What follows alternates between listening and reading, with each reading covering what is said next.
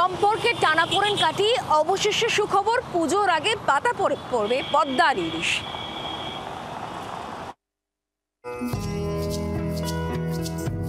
আমাদের রাজ্যে বাংলাদেশের ইলিশের, বিশেষ করে পদ্মার ইলিশের যথেষ্ট চাহিদা রয়েছে। রূপলী শস্যের মরশুমে বাঙালি অপেক্ষা করে থাকে পড়শি দেশের ইলিশ ঘরে আনার জন্য। বাংলাদেশের অন্তর্বর্তী সরকারের আমলে পদ্মার ইলিশ আসা নিয়ে টানাপোড়েন শুরু হলেও পুজোর মুখে এলো সুখবর। সবকিছু ঠিকঠাক চললে 13 অথবা 14 সেপ্টেম্বর থেকেই রাজ্যে ঢুকতে শুরু করবে বাংলাদেশের সুস্বাদু ইলিশ।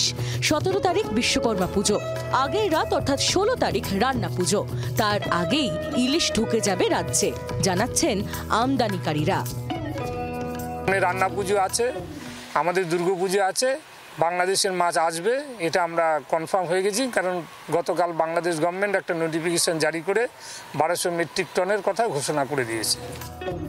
প্রাথমিকভাবে ঠিক হয়েছে 2রা অক্টোবরের মধ্যে 1200 মেট্রিক টন ইলিশ ঢুকবে রাজ্যে। বাংলাদেশের বাণিজ্য দপ্তরে আবেদনপত্র জমা রাজ্যের 17 জন আমদানিকারীর। সর্বনিম্ন 700 গ্রাম থেকে সর্বোচ্চ 2 কেজি ওজনের পদ্মার ইলিশ আসবে।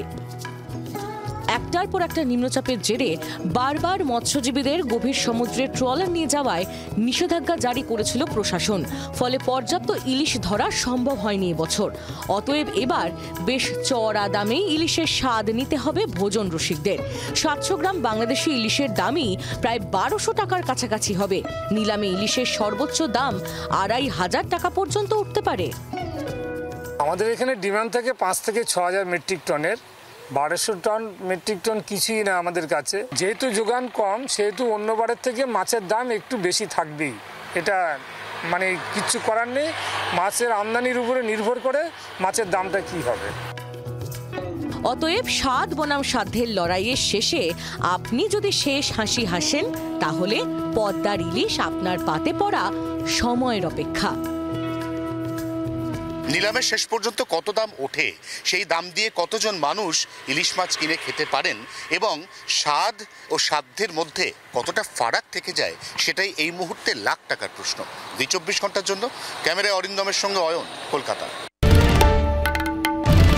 বাংলার আওয়াজ, বাঙালির আবেগ, জি 24 ঘন্টা।